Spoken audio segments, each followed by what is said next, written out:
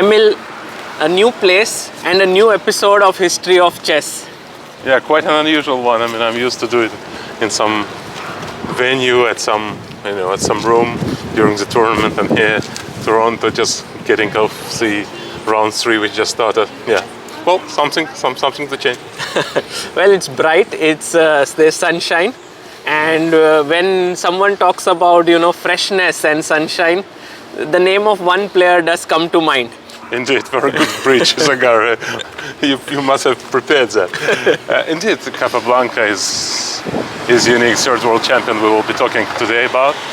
As you remember, we started with Morphy, and then it was Steinitz, Morphy, Steinitz, Lasker, and now we got to Capablanca. It's quite logical to go in this sequence. Well, Capablanca, what is Capablanca? It's something that is bright, something that is, when they called Magnus a Mozart of chess, I was a bit feeling bad about that, because Magnus is possibly the GOAT, but not a Mozart of chess. The Mozart of chess is Capablanca. Why would you say that? Because it's the biggest, brightest natural talent ever existed. The simplicity, and at the same time a genius, because to be a complex genius is another task, and we saw that in Lasker. We would see that later on, maybe in Botvinnik, maybe in Tal, which would be a different story. But if we talk about, let's say, comparing someone, all this natural talent, all this shining, all this lightness, that is Capablanca, that is Mozart. No more player could be, I cannot even think of a second player who could be compared in this regard to Capablanca. And it's just absolutely unique, I would say, diamond of chess history. And so when we say that he's the greatest ever natural talent, that is true. Yeah, I would subscribe to these words, yes.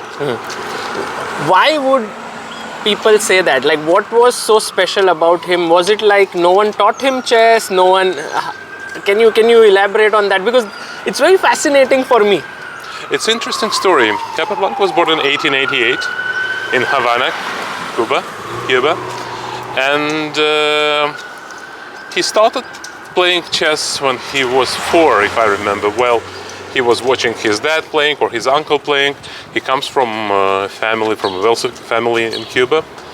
At that time, Cuba was one of the major chess hubs. Not, let's say, the major probably, because Europe still had most of the players. But not for nothing, the 2 world championship matches were staged in Havana at that time. Between Steinitz and Chigorin, twice they played in Havana. And because there were wealthy people who were supporting chess, who liked chess, and who were ready to host top events at the kind.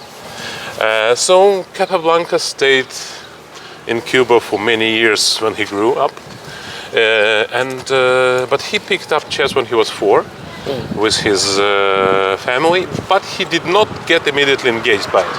That's also a unique case, because from all the other stories we heard, whether the player started playing very early, like Kasparov, or much later, I don't know, like Rubinstein, at the moment when he picks up chess, he gets immersed into the game, he loves the game, he starts showing some excellent skills, and that's not the case with Capablanca.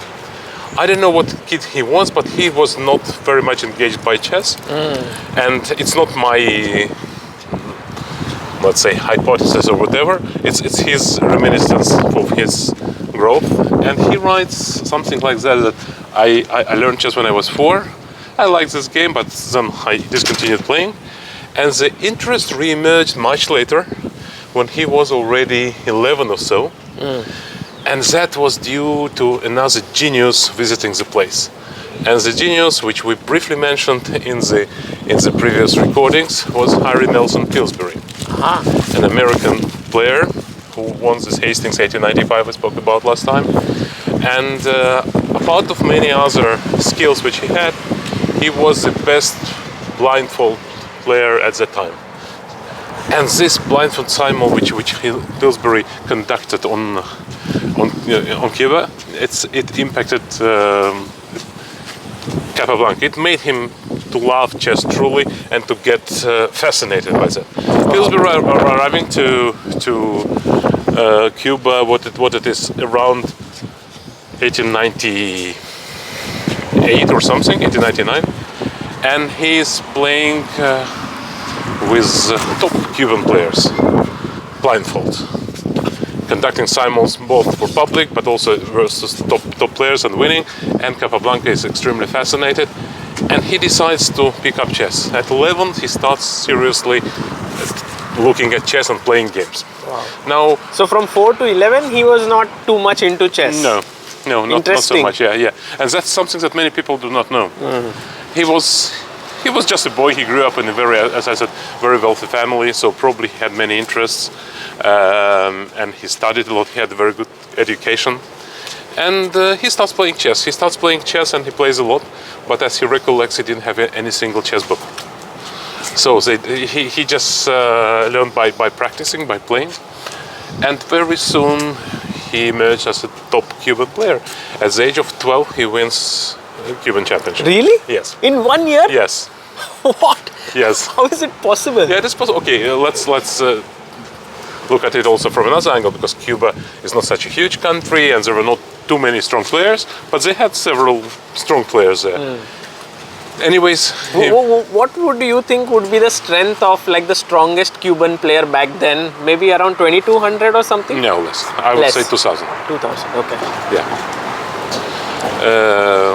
So Capablanca keeps on playing, but he has no competition basically there. He plays occasionally with people who are visiting the island because he is a champion, and everybody knows that he's a wonder boy by that standards. He's young and he's very, very bright, but no big shift in his career happens before, guess what, he moves to the United States. Now, also people do not know that. Yeah, I was Because not aware. a big change in his career happens in what it was. He was 16, 1904. 1904, Capablanca moves to United States. He goes to Columbia University To study? to study. Oh. To study. As I told you, he got a very good education. And in parallel, he starts playing chess. Now, the beginning of 20th century is one of the brightest moments for American chess. As you know, by that time you have Frank Marshall, who is emerging as one of the world top players. Cambridge Springs tournament have been held around this time with Lasker. Lasker decides to reside in United States for several years. So at that time, Lasker moves to the United States and occasionally comes to Manhattan Chess Club. And they have Pillsbury still alive. And there are some other players like Showalter. And Capablanca sees a lot of strong opposition and many strong club players. But he very quickly advances. Now he recollects on when he himself was first time to meet Lasker. And Capablanca was about 18 or something like that. He came to Manhattan Chess Club and then saw that some, let's say, aging, as he puts it this way. Now, if we think about it, But the world champion. Yeah. But he didn't know that it was Lasker. But he saw that some guy was lecturing about the game and asked who is that guy, and turned to be Lasker. Wow. Yeah.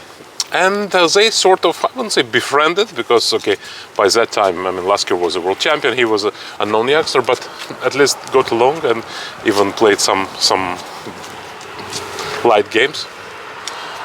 And Capablanca quickly rose to prominence, and already a year or two after, so 1909, I think, he challenges Marshall. Who's the best US player? Who is by far the best US player, because Pillsbury sadly died already. As you remember, we told us Pillsbury died very young, so Marshall is the best US player. Can I ask a question here? Is this story correct that Marshall used to sleep with a book, and then whenever an idea would come in his sleep, he would wake up and write it down? I heard this story. I definitely think that it could be a case, but not. I don't think it was for many years. Maybe occasionally it did happen, because Marshall was absolutely passionate about chess. That's true. I think he knew nothing else apart of chess. He was totally chess person. All his life was connected to chess, and that's why also he had such a long career and prominent career. Also, he has contributed massively to theory of chess. Not necessarily. His name stands to. We can touch upon it. The Marshall. He was not a great analytical player. He was a great practical player, and of course, as he played so many games and he was a strong player, so his contributions were there. But let's say we call Marshall Gambit because he played it first, but he didn't play it well, and he didn't analyze it like in depth. Right. So let's say if you compare Marshall to Rubinstein, it's the same age more or less.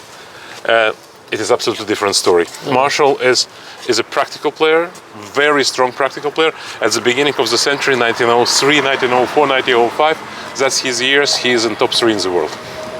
So it's, but for the very short period before the younger generation came up, let's say like Rubinstein, who is a bit younger, or who started a bit later also. So the funny thing is that in 1909, Capablanca challenges Marshall, and they play for US Chess Championship. Now the even more funny thing that Marshall was not US champion and Capablanca was not US citizen. So when the match is over and Capablanca wins, public challenges the fact that that he's US champion, because how can he be US champion if he's not a citizen? And how can he win it against Marshall, who was not US champion? He was just strongest player, but it was a fun fact. But anyways, Capablanca emerges as a winner. He beats Marshall convincingly, 8-1 with many draws. And one of the games of the match is exactly Marshall. Marshall plays Marshall. Oh, yeah, remember it was like a kingside attack and Capablanca defends it and refutes it. So it was, in a way, it was a great idea, but not supported by some deep analysis from Marshall. A few words about Frank Marshall. I think his impact largely not to the opening theory, but to the development of chess in US. He was, let's say, a face of US chess for many, many years. Few people know that even at the age of 30s, he became Olympic champion as a part of the American team. I think 1937. Think about it; it's absolutely different epoch already. In Stockholm Olympiad, I'm afraid. At what age? He was 60 something. Wow. Yeah, he was a part of American team with all the younger generation, with these guys like Reshevsky and Fine, and so which we think belonged to absolutely different time. So Marshall loses, but he doesn't lose his dignity. He sees that Capablanca is not just some young talent, but it's the player to admire, and he also starts supporting him as a person who has influence in the chess world, who is known to organizers. And finally, in 1911, there happens the first, well, not first, but one of the first big events in Spain, San Sebastian, 1911. And only renowned and acclaimed players are invited. And Capablanca wants to be a part of it, but he has no single tournament victory, and he wouldn't, but Marshall vouches for him. Wow. I'm not sure that that's the only reason for him to be accepted. Maybe there were other reasons, but he was accepted. Isn't this the tournament where Nimzowitsch also played? Yeah, I think so. Yeah. Yes? Yeah. This was very, very top tournament, and winning this tournament, basically, Capablanca makes a case for himself. He won it? He won it. So he was not even considered for the event, and he plays and he wins. Yes. Well, that was chess at that time, because there were very few events organized. Sometimes people wouldn't know the names of top players yet. Right. Very few chess magazines were published. So Capablanca emerged by 1911 as absolutely world-class player. Of course, you have Rubinstein, who has been there already for several years. Rubinstein's best years have been from 1907 to 1912 or something like that, where he won. Rubinstein was in this case absolutely outstanding. there was no tournament where he would be outside of top 3 for many years. He would either win it or be in top 3 for like 7 or 8 years, and he played in all top tournaments. And Rubinstein is known like for his rook end games and For everything. Rubinstein was a monumental figure, absolutely. If you talk about the impact on the opening, Rubinstein's impact feels now. One fun trivia: he is a person who has most opening systems and variants. Oh, now that I think about it, in Nimzo Indian, Everywhere. E3 is Rubinstein, in French D4 is Rubinstein. Oh my God. 6 or 7. Wow. Yeah. And that to major systems. Yes, that's a major system. Yeah, no, he was absolutely monumental, and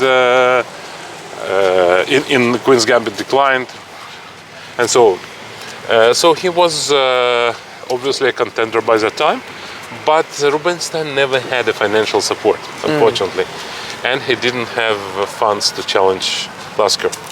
Unfortunately, that could have been a very, very exciting match around 1912 at the peak of Rubinstein's career. And at this time, Capablanca emerges. And what Capablanca does, he, after winning San Sebastian, very first tournament, and he challenges Lasker immediately. Really? Yes. But did he have the support financially? Yes, he was very wealthy, and his government also supported him. So he was saying that I felt that I already deserve to have a chance to challenge. And he didn't expect it to be, let's say, accepted, but he felt that at least he has moral grounds to challenge Lasker. Which is, in a way, if we think about Lasker himself, who challenged Steinitz on even lesser grounds than Capablanca, so it was okay. And right now when I think about it, back then, it was so crazy, right? You don't just need to be a good player, you need financial support. Yeah. And like imagine now in this era that we are, you earn the right to play a match, you play the match, finances and all is taken care by FIDE, yeah? Like they have to find the finances. But back then... That's true, and actually back 15 years ago, by the previous FIDE leadership, they also entertained with this idea for a couple of years. Really? That you can challenge someone if you put up, I don't know, 1 million prize fund or something. But I think it's very bad. Of course, it cannot be connected to your ability to raise funds. Of course, also in past, it didn't lead to a situation that some obscure player had this chance, because you obviously had to have moral grounds to do so. Anyways, Capablanca challenges and Lasker declines. Later, Capablanca said that was a big mistake of Lasker, because by that time he could have beaten me. And then, even if I had a second chance, that already would have impacted. But Lasker declines this challenge, and Capablanca basically is not challenging till 1921. Only 10 years passed would he play the match with Lasker. By that time, of course, Lasker was growing older, and it would be more difficult for him to retain the title. How old was Lasker by 1921? Lasker was born 1868. So he's 53. Yeah, 50. Yeah. So he was not too old, but we'll get back to that when we talk about the match. But 1911 goes on, Capablanca keeps on playing. Then comes 1914, the first super tournament after Hastings. All other events, you can regard there were several events which are almost as good, but maybe St. Petersburg 1914 was V1, where you had absolutely all the top best players. And before the tournament, everybody thought that it would be contested between Lasker and Rubinstein, and possibly Capablanca could somehow participate in this fight. But what happens, they played a very strange system, or not strange, but long. They would play round robin, and then several, I think 5 players would qualify to the final to play for the title. And Rubinstein didn't make it to top 5. Oh. So top 5 was Lasker, Capablanca, Tarash, Marshall, and Alekhine.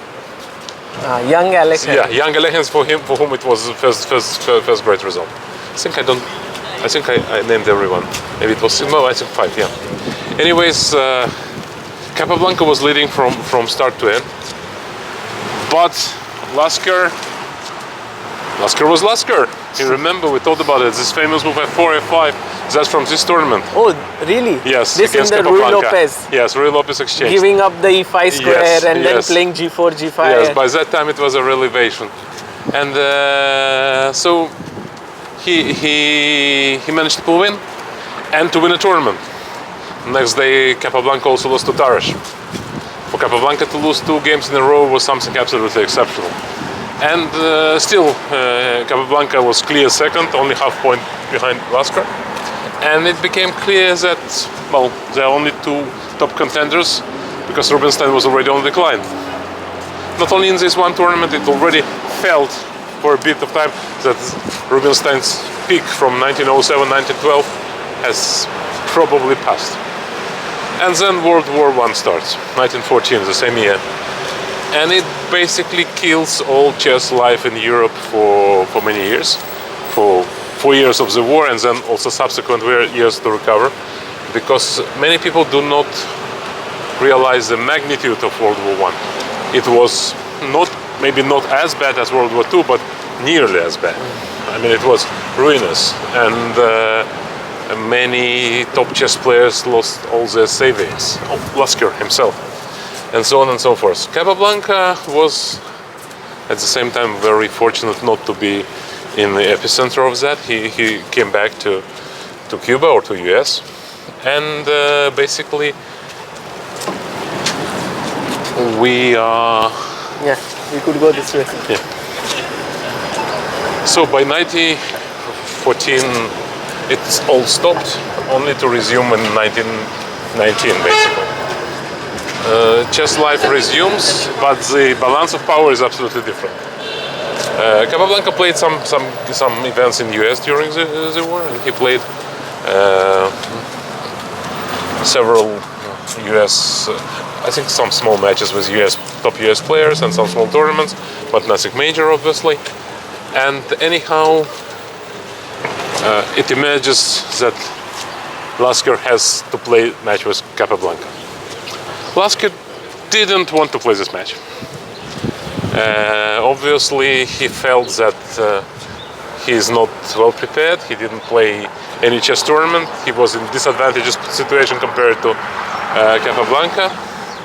And also to top it all, the only bid or the only real organizers were from Cuba.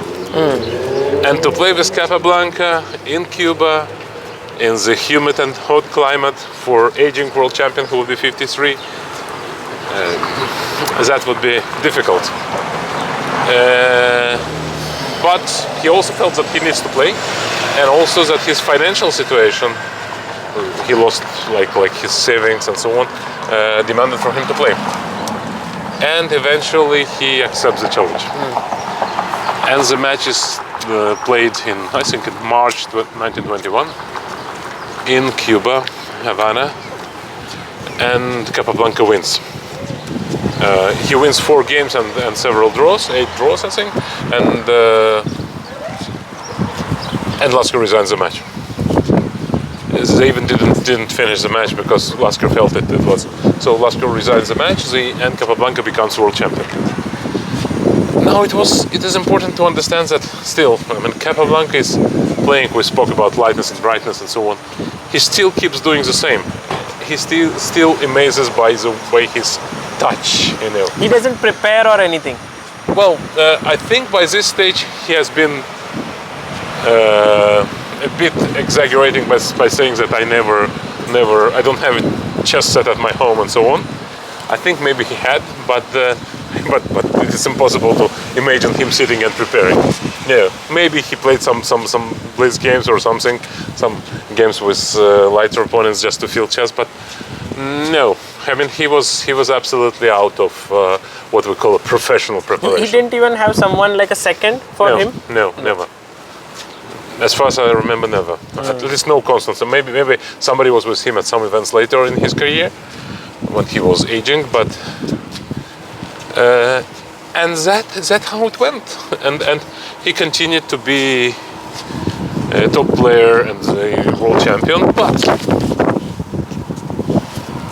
when he was asked how many years he plans to be a world champion, Capablanca said, well, Lasker was world champion until 53, and I hope and find realistic that I could be world champion at least till 50. But it was not meant to be. As there were several things which jeopardized this approach to the game. All this stuff, all this light, this brightness works only when you are young. Because when you are a genius, but not hardworking genius, it all goes well as long as it is supported by your energy. And Capablanca felt it in a very, very soon. So we're talking now about 1921. He's a god of chess. But he's only in his 30s, right? Yes. But look what happens later on. In 1924, New York, first super tournament in America ever. 1924, and it has all the best players, including Lasker again and Alekhine. Who wins the tournament? 10 rounds. Who wins the tournament? 10 players, sorry. 11 players, double round robin, 20 rounds. Capablanca beats Lasker 1.5. But Lasker emerged as a tournament winner. Really? Yes, again. Wow. When I told you how much of a genius Lasker was previously, you would probably underestimate. Lasker was 55 by that time. It's a tournament with all the best younger players of generation. You have Alekhine, you have Reti. Reti actually in 1924, Reti uses the Reti opening. It's funny because Reti uses previously Marshall played Marshall versus Capablanca. Now Reti plays Reti against Capablanca. It's the first time Reti played Reti opening, and it was this idea with famous Bishop B2, Rook C2, Queen A1. Ah, yes. And Reti wins the game against Capablanca. Wow. It is the first loss of Capablanca in 8 years. Wow. Yeah, he didn't play many tournaments, but he played few dozens of games, and it's a first loss. And Lasker wins the tournament. Lasker wins the tournament. Capablanca is second. Alekhine is distant third. Wow. Very distant third. But it shows once again that Lasker is a stop. Sorry. Lasker is a force to be reckoned with still. He's 55. Capablanca is not very happy because he came as a god. I mean, as an ultimate, like today in computer games that you have the ultimate boss, and he proves to be not, because by that time many people thought that Capablanca would not even ever lose a game. That much was a piety towards him. He was admired. He was and deservedly so. But as I told you, with advancing age, even he is not very old, but all this starts to be jeopardized by also by rivals who devoted themselves to the game, who explored the game, who started analyzing. Comes 1925, Moscow International Tournament, and once again you have all the stars. First major super tournament in Soviet Union. Now it's funny, Soviet Union was in ruins yet. 1925, after the World War I also came a civil war. Bolsheviks came and so on. But Soviets managed to pull themselves to stage a superb, everyone called it a superb event in 1925. And all the best players were there. Capablanca was there as well. He didn't manage to win again. The tournament was won by Efim Bogolyubov. Oh. Now Bogolyubov is an exceptional player, and I'll tell you one story about him because it's very important. He's not a monumental figure like Rubinstein, although he played 2 matches for the World Championship cycle, for the title. But there was something exceptional about Bogolyubov. He was born in Ukraine. He was a Ukrainian player. They would call him Russian, but he was originally a Ukrainian player and he grew up in Ukraine, which was a part of Russian Empire by that time. But he was not an exceptional talent. he was reasonable. He was playing in Russian championship, but not top 3 figure or something like that. But then something happens. In 1914, they play a tournament in Germany, in Mannheim. Several Russian players, and then World War I starts. All the Russian players are put into jail as an enemy power. Not a bad jail. They're not beaten or something, but just under surveillance, and then. And what happens? Bogolyubov spends something like 2 months in a cell with Alekhine. Wow. Yeah, and he gets out of the prison as a different player. Really? Yes. That's one of the most amazing stories. You have a player who became really a strong player due to being stands together with Alekhine. So they played, analyzed, played again, and so on and so forth. This is such an amazing story. It's like, you got a trainer without having to pay for it, Yeah. And what a trainer, Alekhine, who is a chess fanatic, who likes to analyze, who likes to play, and so on. So Bogolyubov emerges from a passionate, reasonable, but not top player, a formidable force. But not only he learns something from Alekhine, concretely the opening or something, he learns how to work on chess. And he starts working on chess, he starts improving. I think he was probably one of the hardest workers at the time, so who really explored many fields in opening as well. Bogo Indian, of course, very well known. Yeah, for example, but many, really many. And some of his games were really of a high standard even today. Anyways, in 1925, Bogolyubov wins this Moscow International Tournament ahead of everyone, apart of Alekhine. Alekhine doesn't come to Russia because he is against Bolsheviks, so he left Russia for France. He's representing France by that time. But Capablanca was there in Moscow. He played reasonable tournament. I think he was second, third, but not the winner. But Bogolyubov had just outright fantastic score, something like 15 out of 19 or something like that. I would afraid to air, but a huge score. Capablanca does reasonably well, but loses 1 or 2 games. And but he's hugely popular. They film a film about him.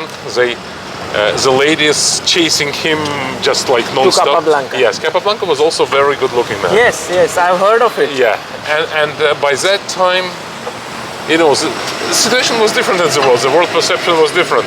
So when you had a foreigner who is a world chess champion, who is looking good and so on, so he was absolutely like superstar. I mean, more than a rock star in this day, I would say. So he was like, but he was also in a way bon vivant. So he likes this style, and he was. I mean, it's funny how at the same time you had Capablanca and somebody like Alekhine, who was completely different, who was like a chess maniac and so on. So Capablanca. My impression of Capablanca, like what I remember, is a hat, walking in a hat and a suit and with a stick. Is that correct? No, it was later. It was already later. In 1925, he is still reasonably young. He would be 30. So yeah. He was born 1888. So he was 37. Yeah, probably. Yeah, but he looked everywhere when I read these descriptions that he looked like 30 years old. So he looked young, and then he was extremely popular. It's also funny that in 1925, one of the best organizers of Soviet chess life, Yakov Roklin, who was in charge for this tournament, he brought Capablanca in the rest day from Moscow to St. Petersburg, because such was a chess fever at the time. And actually they filmed a film which is called Chess Fever, which was one of the earliest Soviet films about this tournament, and it's still available online. It's called Chess Fever. Oh. Yes.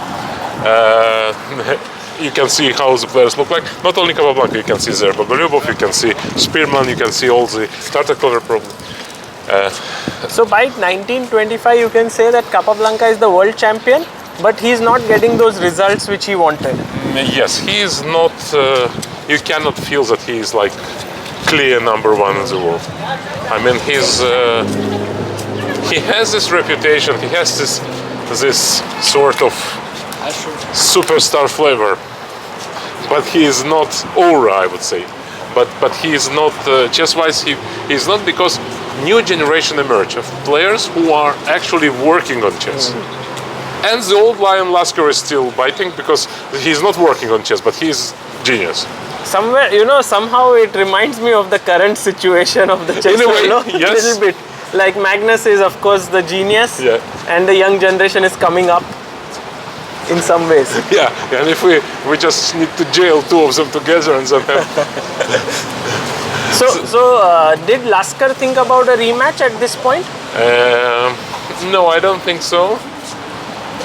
Lasker was, in a way, a proud person who wouldn't seek, because in order to challenge Capablanca, you would need to have funds to do so. And for Lasker, who was approaching, he was 57 at that time.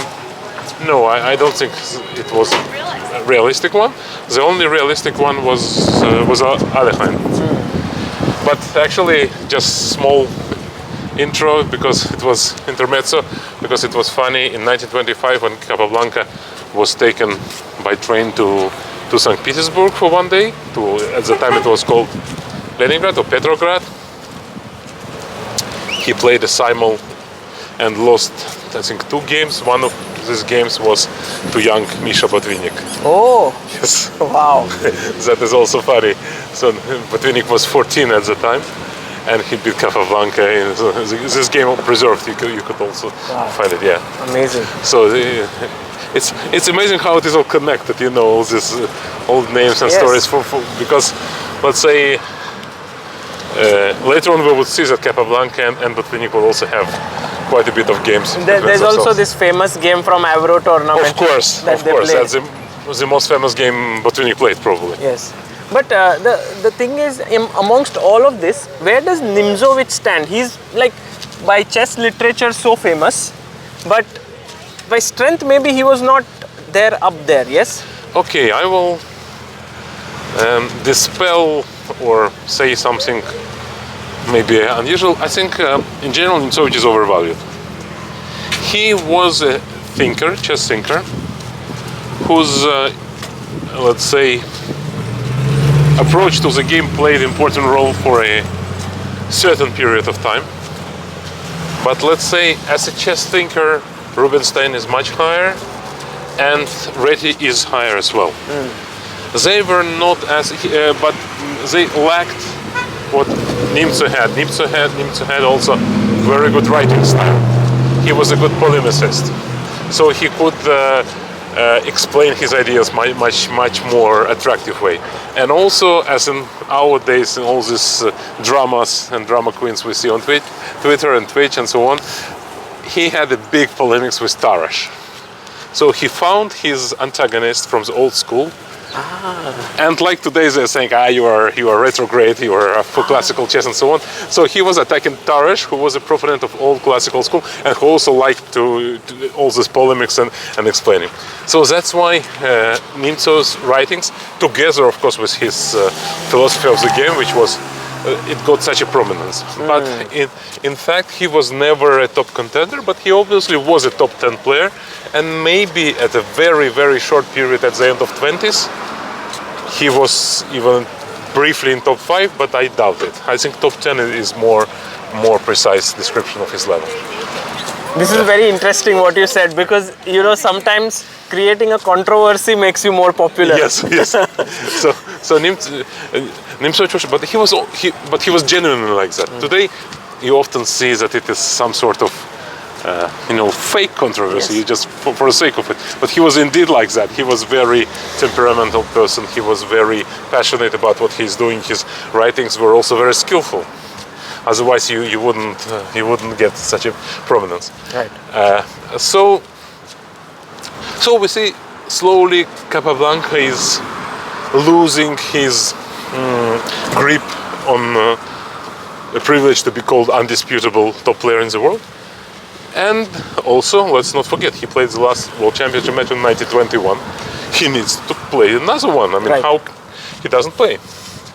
So what happens? He summons a candidates tournament. Oh, really? Yes. This is the first unofficial candidate, Unofficial right? candidates, right. And this was which year? It was 1927, in March 1927 in New York.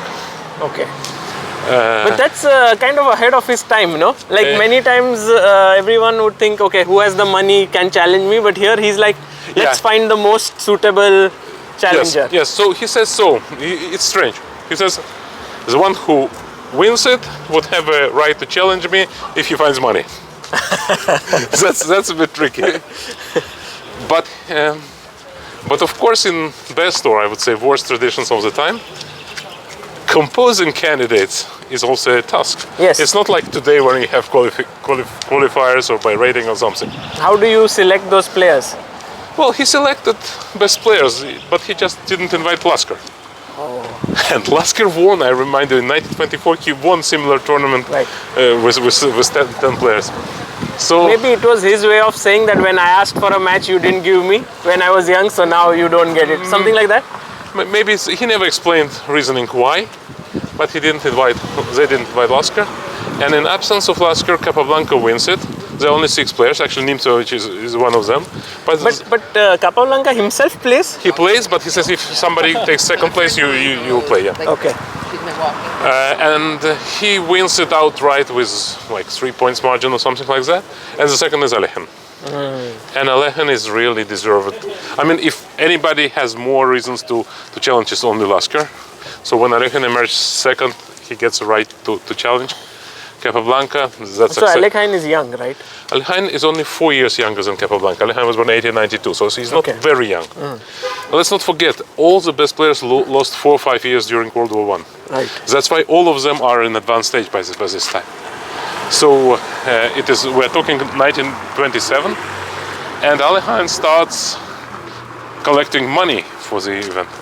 Now, how much money are we talking about back then? It was a big amount. It was $10,000 in gold, they called, which would be equal to $18,000.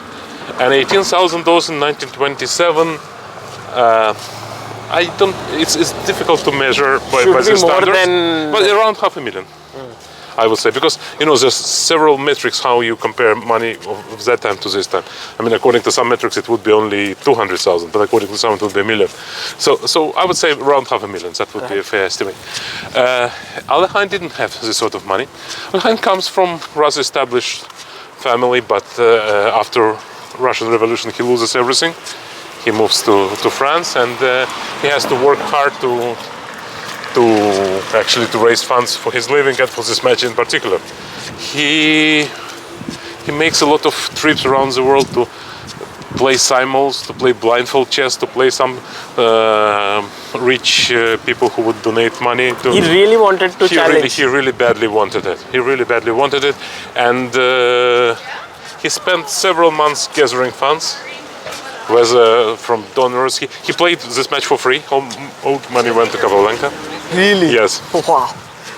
And maybe at the end, or maybe the larger part would go to Capablanca anyways, and maybe he got it as a winner some part, but he surely if anything, he got very, very little or nothing at all. I know for sure that Capablanca didn't get any money for beating Lasker, and I know that Övi didn't get anything for beating Alekhine. Wow. Yeah, I'm not sure about Alekhine himself, but I think he also didn't get anything. But Alekhine was the one who was the most fanatical chess players of all time. And next chapter, when we talk about it, I would tell you more and more stories about it, and you would be amazed. But anyways, this topic about Capablanca, and before the match, Alekhine says, if you ask me honestly, I don't imagine how can I beat Capablanca 6 times, because it was still 6 wins. But also he says I can't imagine him beating me 6 times. So we'll see. And they play a match. This is similar to the Kasparov-Karpov match. It's the same format. 2-6 wins. And actually the proponents were a bit similar. Karpov, who could be likened to link to Capablanca, and Alekhine Kasparov also strongly. Right. And the match takes place in Buenos Aires, 1927. I was in Buenos Aires Chess Club, where all the pieces on the table they played still preserved. Yeah, wow. It's very nice. and Capablanca loses. Capablanca loses the title, and nobody could believe it, because once again, for at least 6 years, Capablanca was seen as something that Providence has brought upon us, you know. And he loses the title. Now, it has to be said that contrary to other big champions, to Steinitz, to Lasker, to Alekhine, and later on to others, Capablanca was never immersed into chess. So not that he took his loss lightly, not at all, but he didn't readjust himself now to start and climbing back or trying to get title back or something. So he continued in like, okay, I lost the title. He was seeking a rematch, but Alekhine this time didn't agree, because he was trying to get this match for several years, and Capablanca made all possible not to have it for 2 or 3 years. So, but Alekhine might want the money, right?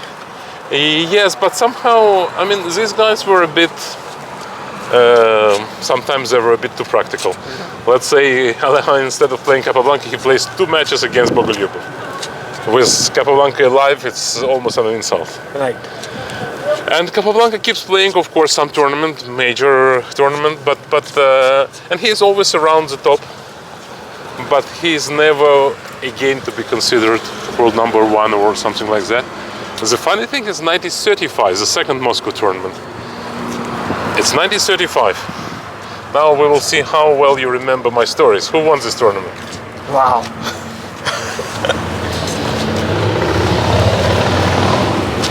I forgot. Okay, 1935 in Moscow. It was shared between Flor and Botvinnik, 1935. And third was Lasker. He was 67 at that time. Wow. 67, it was absolutely top-notch tournament. Capablanca was fourth, I think. Basically, all other events like Nottingham, also in 36, they also saw Capablanca playing and playing decently, but never really, let's say, with the previous magic. He still continues to be playing. He's a bit different bird in terms that he liked to go to all those I don't know, social and network meetings, to meet some ambassadors, to have all the... He got, at some point when he was world champion, he got a title of Cuban ambassador to the world. Oh. So in every country where he would be visiting, he would represent Cuba officially. Wow. And that was something absolutely outstanding. So it's not like he would be ambassador to a certain country. So at any country when he is present, he has functions of an ambassador. It's interesting because in a way we talk like that right now, that every world champion is an ambassador of the game and so on, but Capablanca was literally an ambassador. Yeah. So for Capablanca, he remained a very popular figure, and he often has been approached for interviews asking about this or that topic. But something happened also to him, to his health. He was such a shining person. He was, he was young god, you know, but he was also the youngest to die. He started suffering from high blood pressure at a very early age. Already after 40, he started complaining and had several occurrences where he almost fainted. And his death was also rather premature, not rather, very premature, even by standards of that time. He was 54 only. It happened in 1942, and it happened unexpectedly. It was not like he was suffering from some long disease, it was just a stroke, basically. And and that's Alekhine, who was his biggest rival and maybe even enemy at some point. He said that we lost a genius of a caliber just the world never knew. So that's a story. In a way, if we listen to like Capablanca's story, it's like if you put it on a graph, it's going upwards, and then it just keeps going down to the very bottom, right? In a way. Well, yes, in a way, yes. Like with health going down, his results going down, he never adjusting himself to the new times, sort of. Well, I mean, he was like a rock star, as I told you. So he was like, his career would remind some rock star who was taking a lot of drugs and then dying. But he didn't take drugs, so that's a bit of misfortune, because I mean, he was like all upright. And then suddenly, I mean, he collapsed at a young age, and at a relatively young age. Today it would be really young. But once again, why people still asking why? Why is this so light? You have to see his games. You have to see this. I mean, it's natural flow, which is every move he even failed to explain. He wouldn't write many about. I mean, he had some games annotated, but all of them were very. Lightly, yeah, he wouldn't do variations. Yeah, he was that lightly. So he would never be.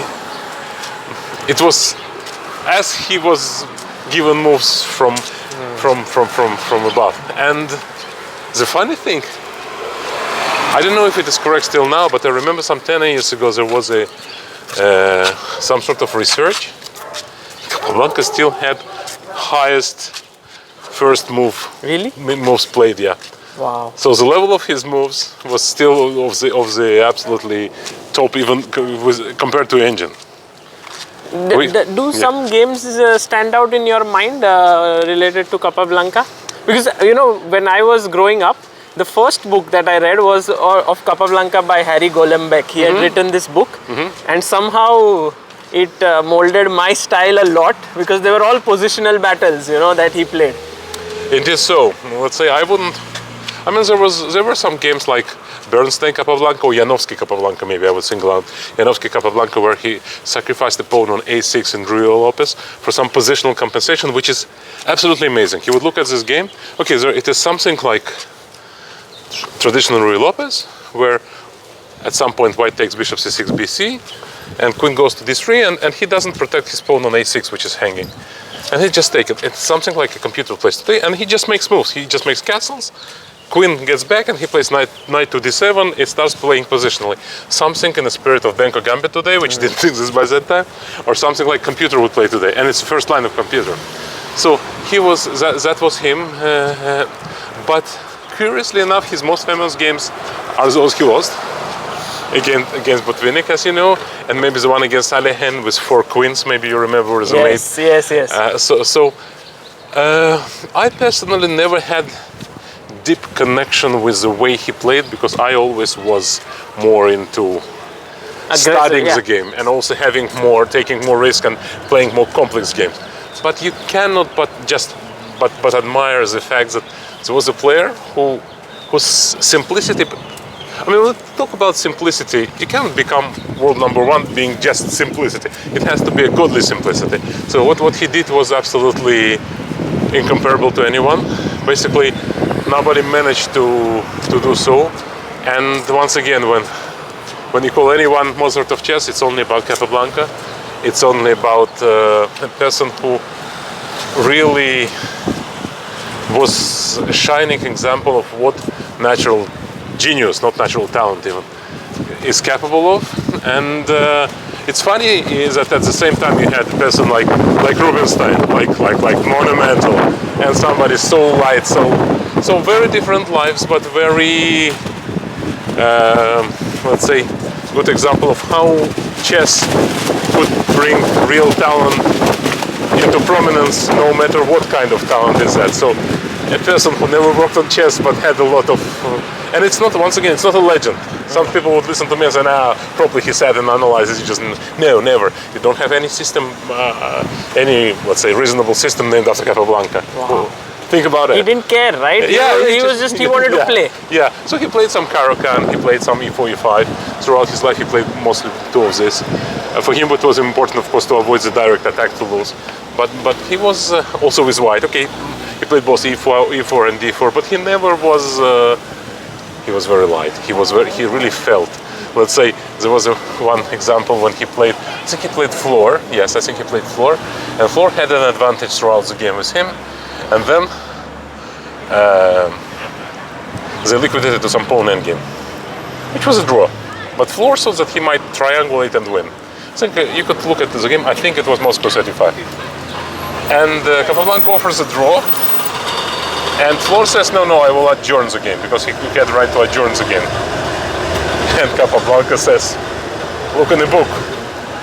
And Floor says, okay, I wanted to say him, you tell me, look in the book, you never opened the chess book. and then, of course, Capablanca was right. It was just a draw. Wow. No, it was a unique talent, and I don't think we ever will have it. I also think that in today's world, such simplicity wouldn't work, unfortunately. Would Karpov, would he come like closest to sort of Capablanca's style? Karpov and Petrosian, two of them, yes. But of course, with adjustments, more layers of prophylaxis and deeper positional deeper play. Positional play, deeper opening preparation still. But let's say when we'll get to Petrosian, probably he is also the player who. There are only two players who really worked less than minimal chess from the world champions. These were Capablanca and Petrosian. And so probably these are two, even more than Karpov, because Karpov is also absolutely unique. But probably still, if any comparison is right, I'd go Capablanca and Petrosian. And actually, for a matter of fact, that always Petrosian regarded very highly in Capablanca. Beautiful. This was such an amazing episode we had, Emil. We touched upon not just Capablanca, but also Rubinstein, Nimzovich, Marshall. Yeah, and I think we covered quite a bit of ground there. And I can't look forward to Alekhine next whenever we meet again. So thank you so much. Thank you, Sagan.